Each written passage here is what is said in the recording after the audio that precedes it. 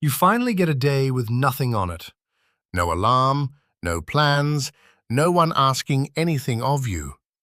You lie down, you let your body go still, and by every visible measure, you are resting.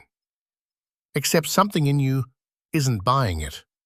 Your jaw stays tight. Your mind is already 3 tasks ahead, running laps in an empty room. You call this rest because the moving stopped. But stopping and resting were never the same event, and confusing them might be the exact reason you keep waking up just as tired as you were the night before. In a few minutes, you'll see the old idea, almost 2,000 years old, that explains why silence around you never seems to reach the noise inside you, and the strange, precise phrase for what real stillness actually costs you. Nothing. And by the end, you'll see what it actually looks like to act from that stillness instead of from the edge of exhaustion, the one shift that changes what resting even means from here on. So let's start where you probably already are today. You cancel the plans. You sleep the extra hour. You sit on the couch and do, quite literally, nothing. And still, underneath it, there's a tiredness that doesn't lift. It has a strange texture, hollow, almost architectural, like a room with no windows. This is the tiredness that discipline was supposed to fix, and doesn't. Seneca noticed the same gap almost 2,000 years ago. He warned that you shouldn't assume the soul is at peace just because the body has stopped moving. Sometimes, he said, quiet means disquiet. You can silence every task on your list and still be standing in the middle of a storm. Stillness and stopping are not the same event. Confusing them is not a discipline failure. It's a category error, and it's the one we need to undo. Seneca went further. He described a man who surrenders his whole mansion to silence, banishes every servant's footstep, closes every door, and still tosses in his bed, chasing a sleep that won't come. The silence around him was total. The silence inside him never arrived. This is worth sitting with, because it means the fix you've been reaching for, less noise, less input, less doing, was never guaranteed to reach the actual problem.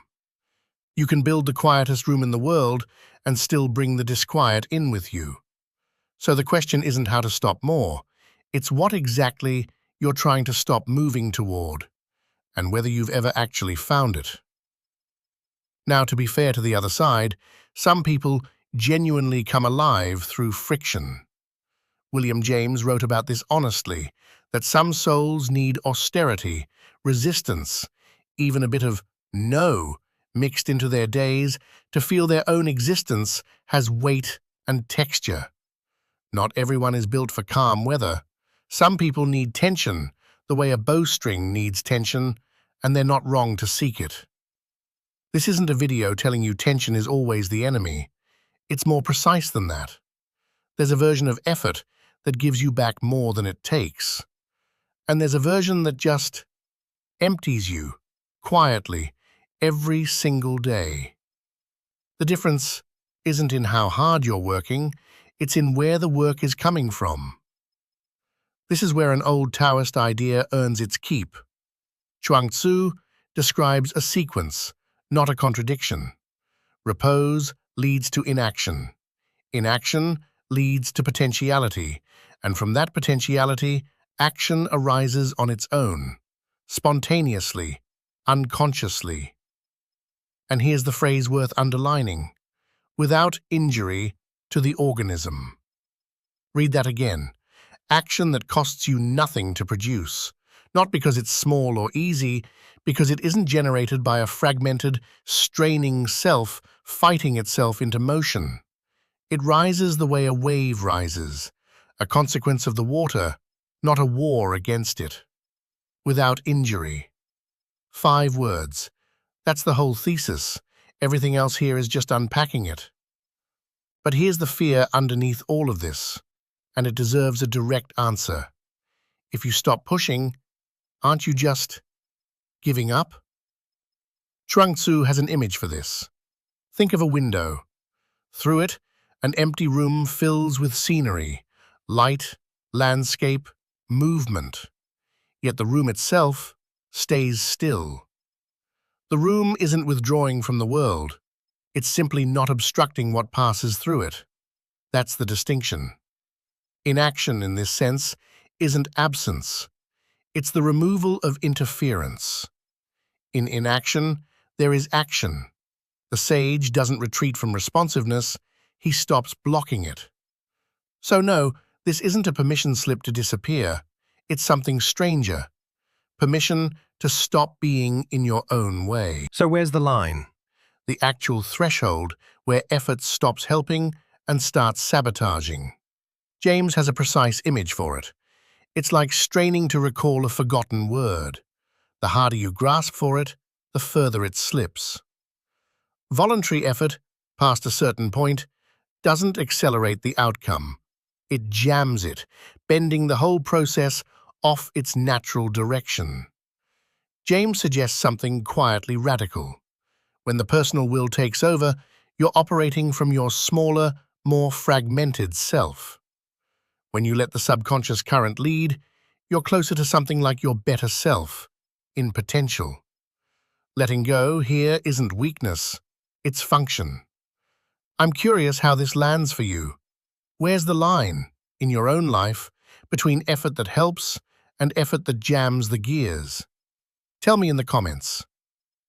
There's an even more tender version of this, and it comes from Lao Tzu, speaking on the human heart.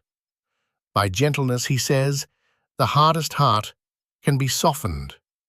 But try to cut it, polish it, force it into shape, and it will either burn like fire or freeze like ice. No bolt can bar it, no bond can bind it. That's the human heart he's describing, the parts of you that feel stuck, hardened, resistant. Those are usually the parts that have been forced the most, not the least. Force doesn't dissolve rigidity, it manufactures more of it. If you've been trying to discipline your way past an ache that won't move, this might be why the ache keeps winning. Bring this down to something smaller and daily: your attention.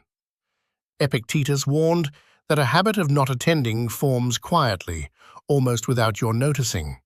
A habit of deferring focus, of letting the mind wander, until eventually you can't recall it at all. Not to propriety, not to moderation, not even to the task in front of you. This is the part of the exhaustion that feels most familiar. It isn't sleepiness, it's drift. The mind, loose in the world, no longer answerable to you. This isn't solved with another productivity technique. It's the same thing we've been circling the whole video. Attention, like action, needs a place to come back to. Without that place, it doesn't rest. It just scatters. So go back to the line that opened this video: jagged, frantic, moving without pause. It stopped, and you assumed it was resting. It wasn't. It was arriving. Finding the point it had been trying to move from the entire time. Chuang Tzu names that point plainly: repose, tranquility, stillness, inaction. These, he says, were the source of all things. Not the reward for finishing, the source. You are not behind because you rested too little today.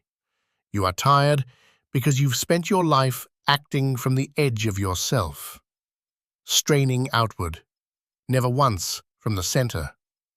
That center was never far away. It was just never touched. What would it look like for you to act from there, even once? I'd genuinely like to know.